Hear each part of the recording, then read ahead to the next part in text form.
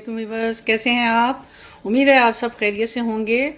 आज मैं आपको सीधा डायरेक्ट मैं पैन के ऊपर लेके आ गई हूँ। तो आज हम बनाने जा रहे हैं कीमा करेले, तो जो कि बहुत इजीली बनते हैं। और उसके लिए मैंने कीमे को गलाने के लिए पहले से ही ऊपर रख दिया है, थोड़ी टाइम की बचत हो जाए।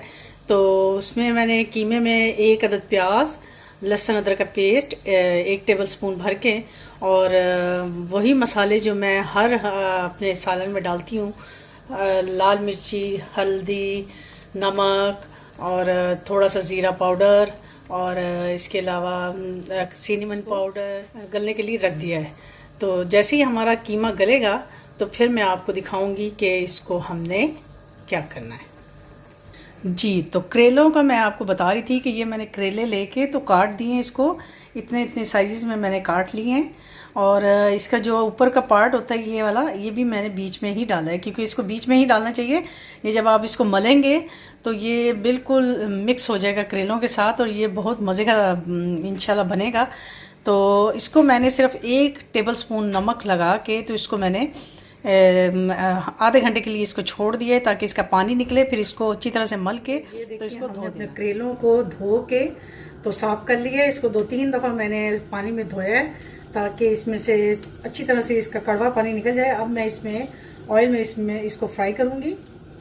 अभी हमने अपना जो कीमा है उसमें थोड़ा थोड़ा पानी भी रखा हुआ है, और उसमें उसको बिल्कुल खुश्क नहीं किया, ना ही उसमें ऑयल डाला है। तो अभी हम पहले इसको फ्राई करेंगे, गोल्डन हो जाएंगे, जैसे इनका कलर लाइट गोल्डन सा हो जाएगा तो फिर हम इसको बंद कर देंगे, इसका चूल्हा बंद कर देंगे और इसको कीमे में ऐड कर देंगे। तो अभी से इनकी इतनी अच्छी खुशबू आ रही है। मुझे और मेरे हस्बैंड को तो ये कीमा करेले बहुत पसंद है। और चोंगे कीमा हो गए, हमारे यहाँ पे तो मिलती नहीं है, चोंगे तो हमारी मिलती नहीं। मैं स्पेशल पाकिस्तान से मंगवाती हूँ। जब भी सीज़न आता है, कोई आने जाने वाला हो तो उसके हाथ ज़रूर हम ये स्पेशल जो हमारी शायद कई जगह पे ये नहीं भी मिलती, लेकिन पंजाब साइड में सब लोगों को पता भी होगा कि ये चोंगे क्या चीज़ होती हैं। जी, ये देखिए हमारे जो करेले हैं वो तकरीबन फ्राई हो चुके हैं। अब हम इसको उतार देंगे। तो ये देखिए हमने अपना जो कीमा है उसमें आपको अभी थोड़ा थोड़ा पानी नज़र आ रहा होगा। तो हमने इस कंडीशन में जब होंगे तो ये अपने जो हमने अपने करेले थे वो इसमें ऐड कर देंगे, फ्राई किए हुए अपने। क्योंकि ये जो इसका पानी होता है उससे ये होता है कि कीमे का, और पानी जो होता है इससे ये होता है कि ये हमारे करेलों में जो थोड़ी बहुत कड़वाहट होती है। और साथ ही हम इसमें डाल देंगे अपने 2 हरी मिर्चें, ये मैंने काट के रख ली थी। इसमें टमाटर जो होता है उससे भी आपके करेलों की कड़वाहट ख़त्म होगी। और अगर इसके बावजूद अगर आपके ना हो, करेले फिर भी कड़वे बनते हो, तो एक आपको टिप देती जाऊँ कि आप थोड़ी सी इमली होती है, वो शक्कर जिसको कहते हैं, तो वो आप दोनों मिक्स करके, तो आप उसका पानी के अंदर मिक्स करके, तो उसका जो पानी होगा अच्छी तरह उसमें इमली को मिक्स कर लें, और उसका पानी आप इन करेलों में डालेंगे तो आपके करेले 100% कभी कड़वे बनेंगे ही नहीं। तो बस अब हम इसको अच्छी तरह से भूनेंगे। मैं ये 2 टेबल स्पून भर के इसमें दही के जाएंगे,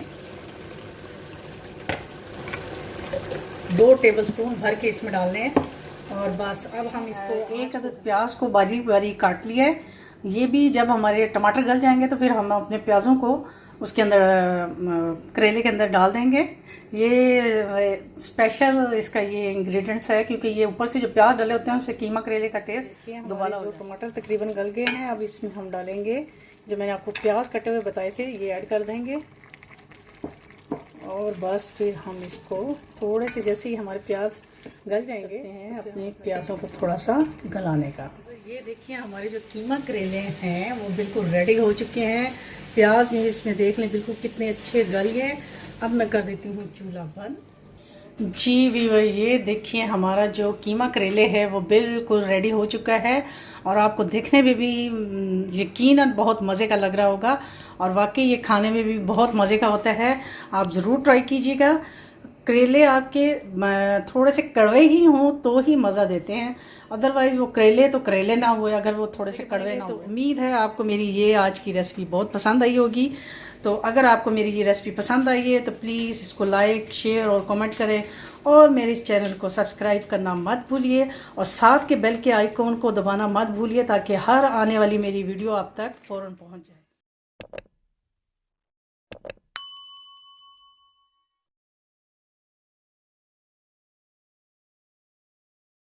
तो अपनी दुआ में याद रखिएगा। इंशाल्लाह दोबारा आपकी खिदमत में हाज़िर होंगी। तब तक के लिए अल्लाह हाफिज़।